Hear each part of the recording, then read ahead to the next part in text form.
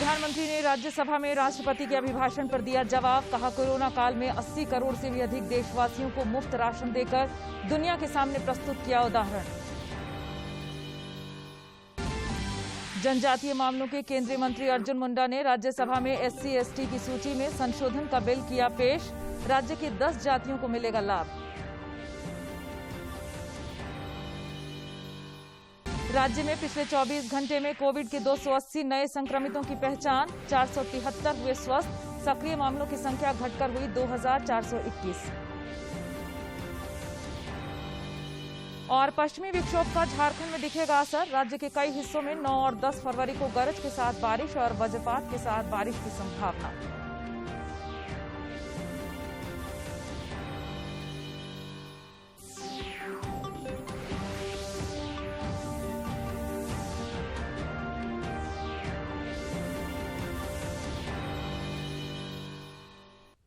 नमस्कार, खबरें झारखंड में आपका स्वागत है। मैं हूं प्रियंका और समाचारों में आगे बढ़ने से पहले ये संदेश। देश के कई हिस्सों में कोरोना संक्रमण तेजी से फैल रहा है। हमारी अपील है कि आप सतर्क रहें और 15 से 18 वर्ष के किशोरों सहित अन्य लोगों के टीकाकरण में मदद करें। कोरोना वायरस के नए स्वरूप ओमिक्रॉन से चिंता बढ़ी है। सुरक्षित रहने के लिए कृपया 3 सरल उपायों का पालन अवश्य करें। मास्क पहनें, 2 गज की सुरक्षित दूरी बनाए रखें, हाथ और चेहरा साफ रखें। कोविड से संबंधित किसी भी जानकारी और मार्गदर्शन के लिए राष्ट्रीय हेल्पलाइन नंबर 011-2397-8046 और 1075 पर संपर्क करें।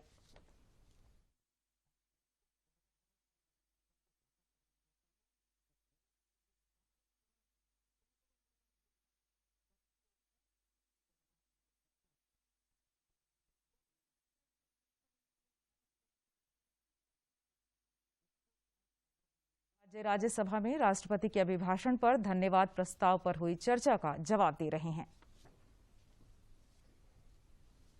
सभापति जी, एक और उदाहरण मैं देना चाहता हूं फेडरलिज्म का। हमने देखा कि जैसे सामाजिक न्याय ये देश में बहुत अनिवार्य होता है, वरना देश आगे नहीं बढ़ता है, वैसे भी क्षेत्रीय न्याय भी उतना ही जरूरी होता है। अगर कोई क्षेत्र विकास में पीछे रह जाएगा तो देश आगे नहीं बढ़ सकता है। और इसलिए हमने एक योजना बनाई, एस्पिरेशनल डिस्ट्रिक्ट। देश में 100 से ऐसे डिस्ट्रिक्ट चुने, अलग अलग पैरामीटर के आधार पर चुने गए, राज्यों के साथ मशवरा करके चुने गए।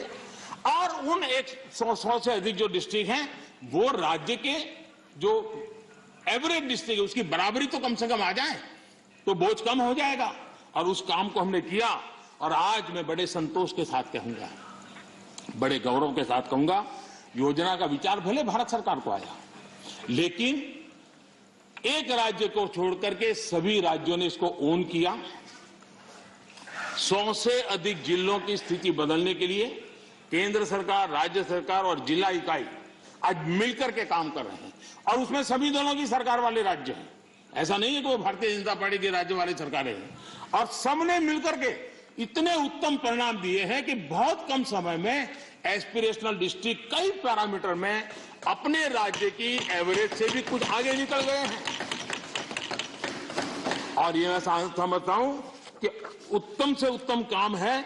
और मैं बताऊं, कुछ आकांक्षी जिले जो एस्पिरेशनल डिस्ट्रिक्ट हैं उनके जनधन अकाउंट पहले की तुलना में 4 गुना ज्यादा जनधन अकाउंट खोलने का काम किया है। हर परिवार में शौचालय मिले, बिजली मिले, इसके लिए भी उत्तम काम इस एस्पिरेशनल डिस्ट्रिक्ट में सभी राज्यों ने मिलकर के किया है। मैं समझता हूं यही फेडरल स्ट्रक्चर का उत्तम उदाहरण है और उसी से देश की प्रगति के लिए फेडरल स्ट्रक्चर का ताकत का उपयोग होना ये उसका उदाहरण है। आदरणीय सभापति जी, मैं आज एक और कैसे आर्थिक मदद होती है राज्यों को, किस तरीके से नीतियां कैसे बदलाव लाने से परिवर्तन आता है, उसका भी उदाहरण देना चाहता हूं। वो भी एक समय था जब हमारे प्राकृतिक संसाधन सिर्फ कुछ लोगों की तिजोरियां भरने के लिए काम आते थे। ये दुर्दशा हमने देखी है, उसकी चर्चाएं बहुत चली है। अब इस संपदा राष्ट्र का खजाना भर रही है। हमने कोयले और माइनिंग सेक्टर में रिफॉर्म किए। 2000 में हमने पारदर्शी प्रक्रिया के साथ खनिज संसाधनों का ऑक्शन किया।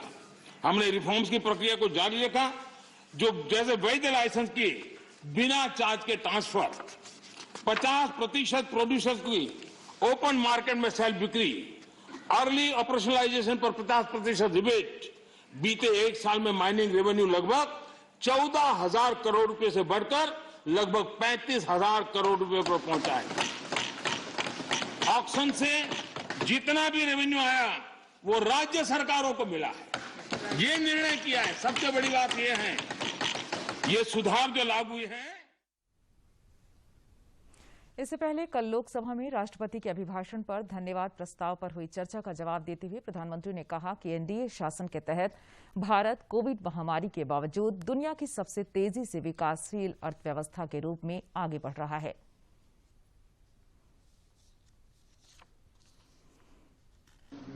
जितनी ज्यादा अर्थव्यवस्था ग्रो करेगी उतने ही रोजगार के अवसर पैदा होंगे और इसी लक्ष्य को लेकर के पिछले 7 साल से हमने इन चीजों पर फोकस किया है और उसका परिणाम है हमारा आत्मनिर्भर भारत अभियान। मैन्युफैक्चरिंग। प्रधानमंत्री ने कोरोना महामारी के दौरान विपक्ष के रवैये से लेकर महंगाई और गरीबों के मुद्दे पर जमकर निशाना साधा। माननीय अध्यक्ष महोदय, कांग्रेस पार्टी का सत्ता में आने की इच्छा खत्म हो चुकी है, लेकिन जब कुछ मिलने वाला नहीं है तो कम से कम बिगाड़ तो दो। ये फिलॉसफी पर आज निराशावादी, लेकिन उस मोह में बर्बाद कर करके छोड़ेंगे। इस मोह में देश में वो बीज बो रहे हैं जो अलगाव की जड़ों को मजबूत करने वाले हैं। जनजातीय मामलों के केंद्रीय मंत्री अर्जुन मुंडा ने झारखंड की अनुसूचित जाति और अनुसूचित जनजातियों की सूची में बदलाव करने वाला संशोधन विधेयक कल राज्यसभा में पेश किया, जिसमें झारखंड के भोक्ता सहित 10 जातियों को अनुसूचित जनजाति में शामिल करने का प्रस्ताव है। राज्यसभा से पारित होने के बाद इस विधेयक को लोकसभा से भी पारित कराना होगा। सभी राज्यों के जैसे जैसे रिसर्च बेस्ड रिपोर्ट आते हैं तदनुसार उसको क्रमवार तरीके से आगे बढ़ाया जाता है। 1931 में ये प्राचीन जनजाति में शामिल हो चुके हैं। मैं आपको दिखाता हूं, देखिए ये जो government of India order SRO 510 dated 6 सितंबर 1950। आजादी के सफर की आज की कड़ी में जानिए स्वाधीनता सेनानी कल्पना दत्त और पूर्व राष्ट्रपति जाकिर हुसैन के बारे में।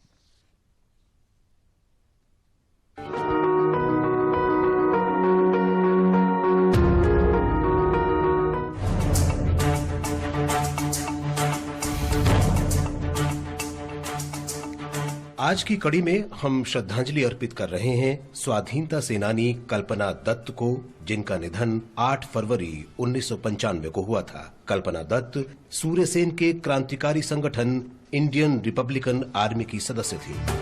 मशाल में जगा दो, मुझे जीने की वजह दो, कह रही है मुझसे जिंदगी, अस्तित्व ही मिटा दो, मुझे आग में सजा दो, बुलबुला रही है रोशनी। सितंबर 1931 में सूर्यसेन ने कल्पना और प्रीतिलता को चटगांव में यूरोपीय क्लब पर हमले की जिम्मेदारी सौंपी। हमले से एक सप्ताह पहले क्षेत्र का निरीक्षण करते समय कल्पना को गिरफ्तार कर लिया गया। जमानत पर रिहा होने के बाद कल्पना भूमिगत हो गयी। 16 फरवरी 1933 को पुलिस ने गैराला गांव में उनके छिपने के स्थान को घेर लिया। छापेमारी के दौरान सूर्यसेन को गिरफ्तार कर लिया गया, लेकिन कल्पना बच निकलने में सफल रही। परंतु 19 मई 1933 को उन्हें पकड़ लिया गया। चटगांव मालखाने पर हमले के मुकदमे की सुनवाई में कल्पना को आजीवन कारावास की सजा सुनाई गई। उन्हें 1939 में रिहा किया गया।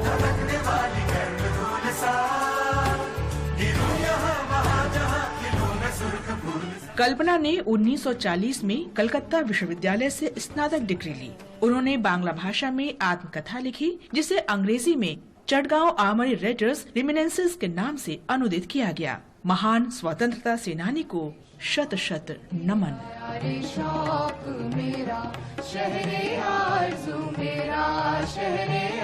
आज शिक्षाविद और पूर्व राष्ट्रपति जाकिर हुसैन की जयंती है।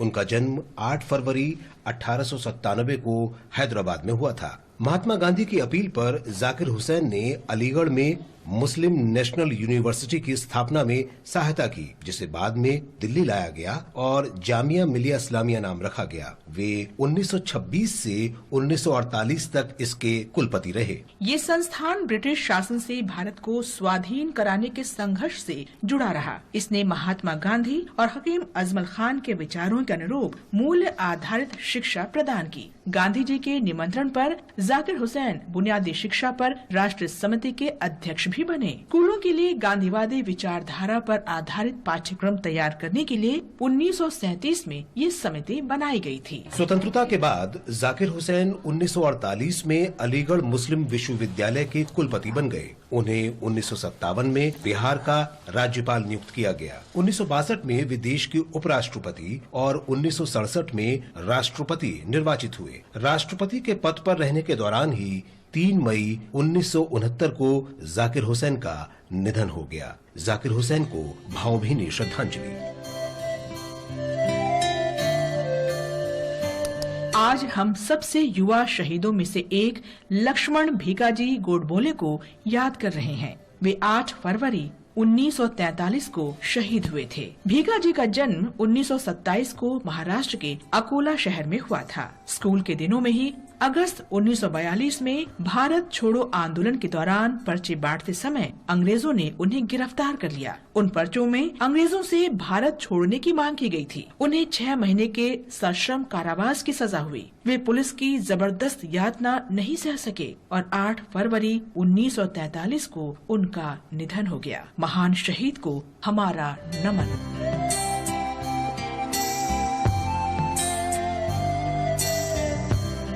अंग्रेजों ने 1857 के स्वतंत्रता संग्राम में शामिल होने के कारण 8 फरवरी 1858 को स्वाधीनता सेनानी सोन बख्श को फांसी दी थी। सोन तत्कालीन अवध प्रांत और वर्तमान उत्तर प्रदेश के निवासी थे। 1857 की क्रांति के दौरान वे दिल्ली में सक्रिय रहे। उन्होंने अन्य स्वतंत्रता सेनानियों को आर्थिक सहायता भी उपलब्ध कराई। सितंबर 1857 में जब अंग्रेजों ने दिल्ली पर दोबारा कब्जा किया तो सोन बख्श पर मुकदमा चलाया गया। उन्हें सजाए मौत सुनाई गई और फांसी पर लटका दिया गया। धरती माँ के इस महान सपूत को हमारा नमन।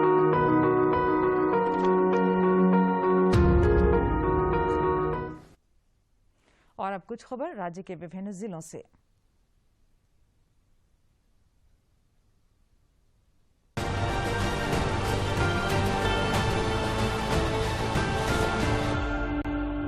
लोहरदगा टोरी रेल लाइन पर एक भीषण रेल दुर्घटना टल गई।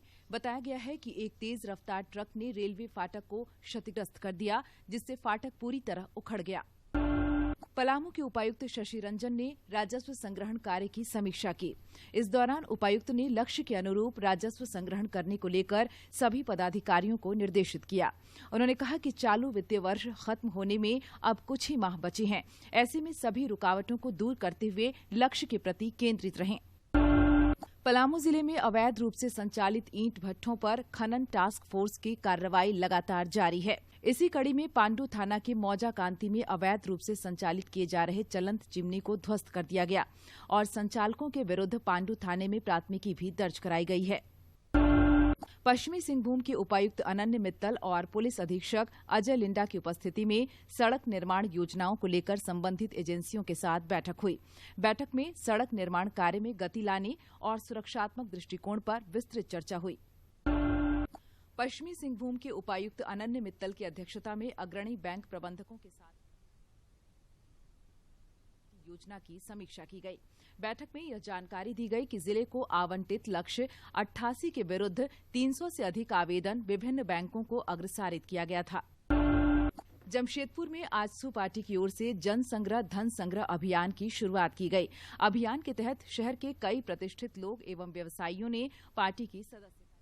मौके पर पार्टी के प्रधान महासचिव रामचंद्र सहिस ने कहा कि वर्ष 2022 को आजसू पार्टी ने संघर्ष वर्ष के रूप में चलाए जाने का संकल्प लिया है। जमशेदपुर स्थित घोड़ाबांधा प्राथमिक स्वास्थ्य केंद्र और न्यू ग्वालाडेरा में विद्युतीकरण का आग्रह किया गया है।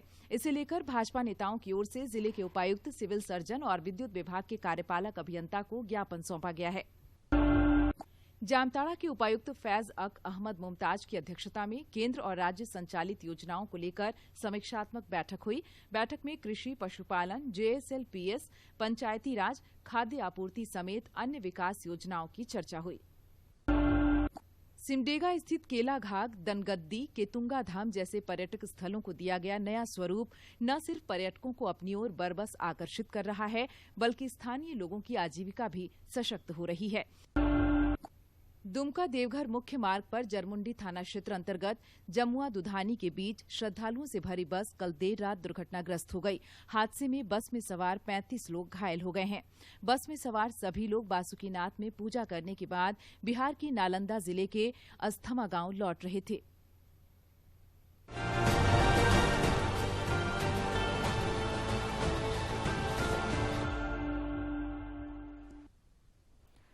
देश में पिछले 24 घंटे के दौरान कोविड-19 के 67,597 नए संक्रमितों की पहचान की गई, जबकि इस दौरान 1,80,456 लोग स्वस्थ भी हुए।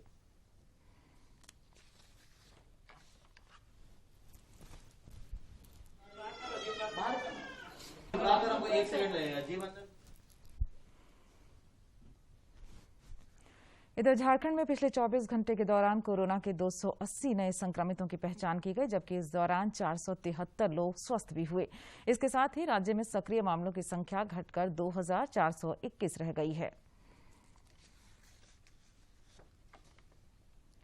देश में कोविड के खिलाफ जारी जंग में टीकाकरण अभियान तेज गति से जारी है। केंद्रीय स्वास्थ्य मंत्रालय के अनुसार देश में अब तक 1,70,21,72,615 कोविड रोधी टीके लगाए जा चुके हैं।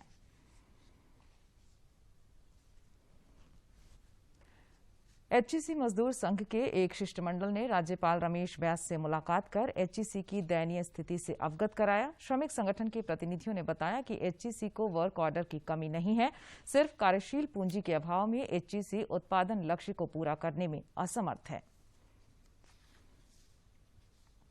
केंद्र सरकार ने बताया है कि इस वर्ष जनवरी तक 43 करोड़ 34 लाख से अधिक पैन को आधार से जोड़ा गया है। केंद्रीय वित्त राज्य मंत्री पंकज चौधरी ने कल लोकसभा में एक प्रश्न के लिखित उत्तर में बताया कि पैन को आधार से लिंक कराने की अंतिम तिथि मार्च तक निर्धारित की गई है। करदाताओं को हो रही कठिनाइयों के कई कारण हो सकते हैं। इनमें पैन और आधार के विवरण में मिलान न होना भी एक समस्या है। पैन को जोड़ने के लिए नाम, जन्मतिथि और OTP मिलने के लिए मोबाइल नंबर गलत हो जाने से भी समस्या आ सकती है। वित्त राज्य मंत्री ने बताया कि आधार कार्ड के विवरण का मिलान न होने की स्थिति में करदाता निर्धारित कार्यालय में जाकर विवरण सही करवा सकते हैं। झारखंड की आदिवासी संस्कृति एवं परंपरा, प्राकृतिक सौंदर्य, महिला सशक्तिकरण, कृषि और स्वयं सहायता समूह प्रणाली पर डॉक्यूमेंट्री जमैका में दिखाई जाएगी। जमैका से आई 2 सदस्यीय टीम ने खूंटी और रांची जिले का दौरा किया और पर्यटन स्थलों, आदिवासियों की संस्कृति तथा उनकी परंपरा, स्वयं सहायता समूह की महिलाओं की कार्यप्रणाली की जानकारी ली। स्वर कोकिला भारत रत्न लता मंगेशकर के निधन के बाद देश विदेश के आम और खास उन्हें श्रद्धांजलि दे रहे हैं। इसी बीच झारखंड के मशहूर सैंड आर्टिस्ट अजय शंकर महतो ने भी दामोदर नदी के तट पर बालू से लता मंगेशकर की आकृति उकेर कर उन्हें अनोखी श्रद्धांजलि दी।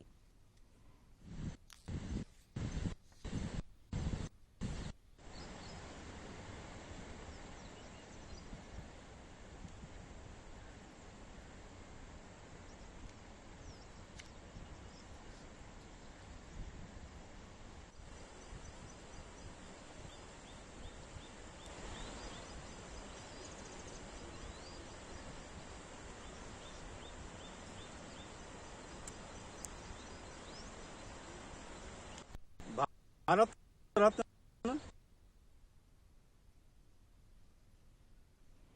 पूर्व एथलीट और कलाकार प्रवीण कुमार सोबती का 74 साल की उम्र में निधन हो गया। प्रवीण कुमार सोबती को चर्चित सीरियल महाभारत से प्रसिद्धि मिली थी। झारखंड एकेडमिक काउंसिल जैक द्वारा मैट्रिक और इंटर की परीक्षा मार्च महीने के अंतिम सप्ताह में ली जाएगी।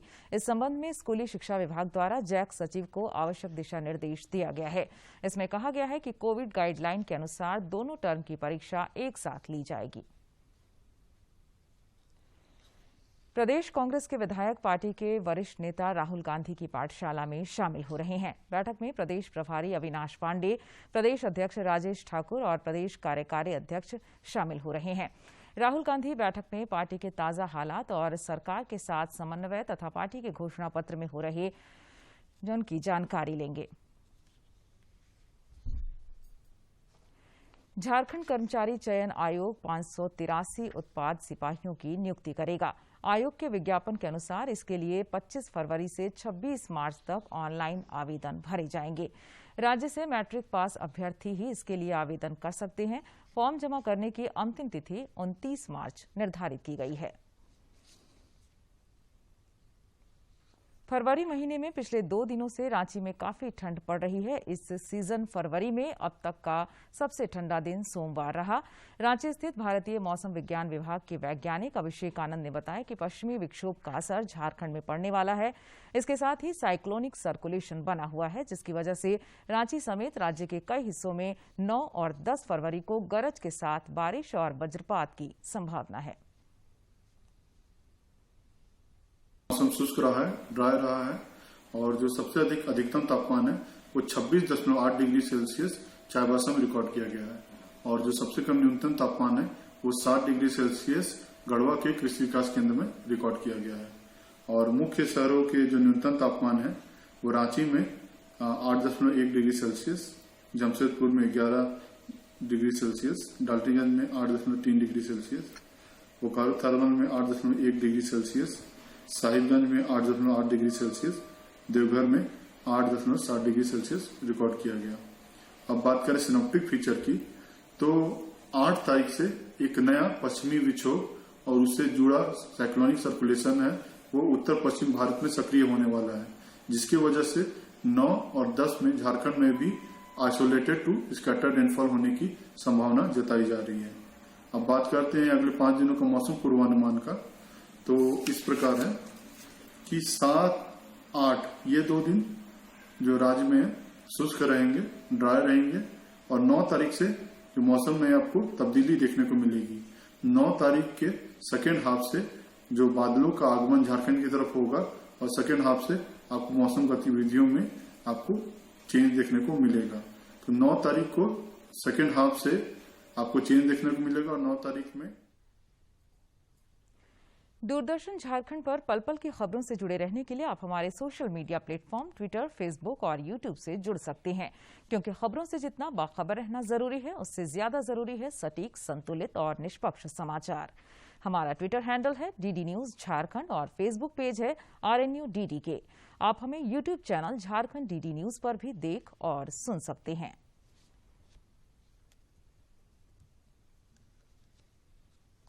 रांची रेल मंडल ने ई दृष्टि में पूरे देश में दिसंबर महीने में 4था स्थान प्राप्त किया है।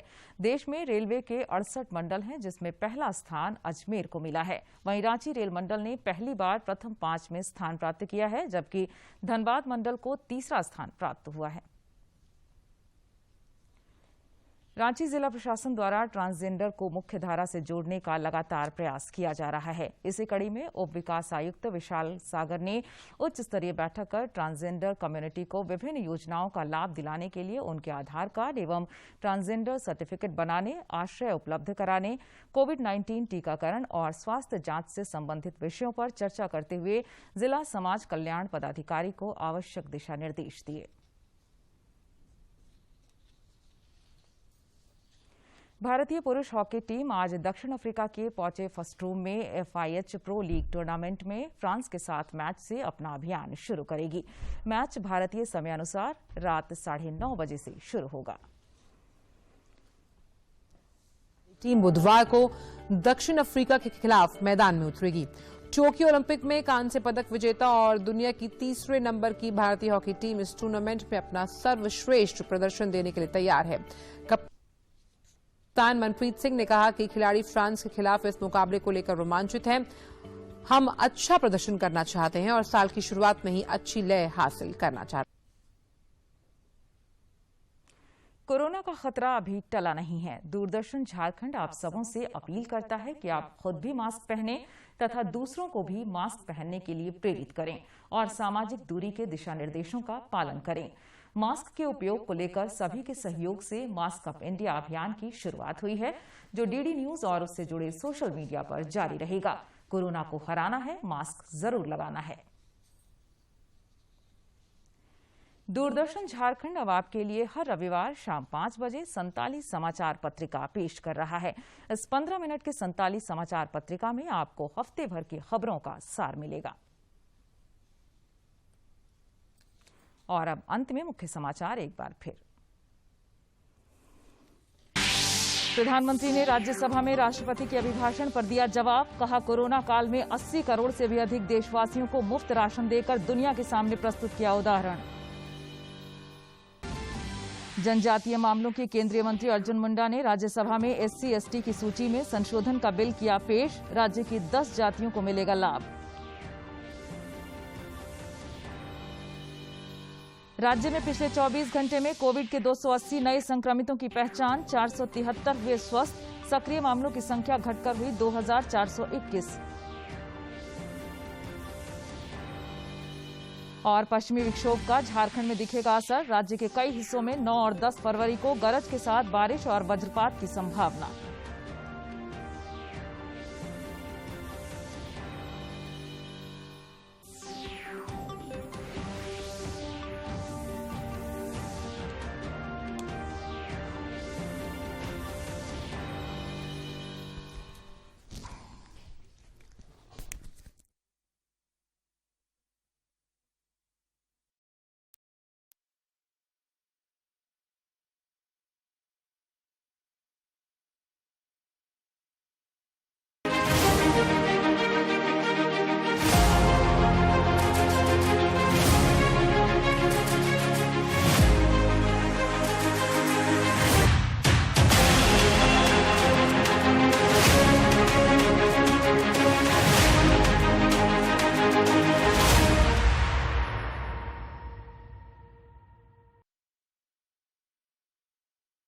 ये खूंखार हैं, खौफनाक हैं, जहरीले हैं और हिंसक भी हैं, पर वे निरीह हैं, मासूम हैं और बेहद सुंदर हैं। हो सकता है वन्य प्राणियों के इस अनूठे संसार को जंगलों में जाकर निकट से देखना हमारे लिए संभव न हो और न उनके लिए जो जंगलों के निकट ही रहते हैं। लेकिन भगवान बिरसा जैविक उद्यान में कई प्रकार के वन्य प्राणियों को उनके प्राकृतिक निवास में निकट से देखना सहज संभव है। दरअसल वर्ष 1986-87 में जब यह उद्यान बनाया जा रहा था, तब 104 हेक्टेयर क्षेत्र में फैले इस भूभाग का इस प्रकार काया पलट हो जाने की कल्पना भी नहीं की गई थी। इस प्रकार कुल 63 जानवरों एवं 18 कर्मचारियों के साथ भगवान बिरसा जैविक उद्यान की शुरुआत हुई। आरंभ में बाघ, सिंह, तेंदुआ, लकड़बग्घा, जंगली बिल्ली, चीतल, सांभर, भालू, बंदर आदि जानवर ही प्रमुख रूप से रखे गए थे। अपनी स्थापना के पश्चात यह उद्यान निरंतर प्रगति की ओर अग्रसर है। जहां एक ओर यहाँ की वनस्पति में चमत्कारिक परिवर्तन दिखलाई पड़ता है, वहीं जानवरों की संख्या बढ़कर 1498 हो गई है। पूर्व के जानवरों के अलावा नीलगाय, गैंडा,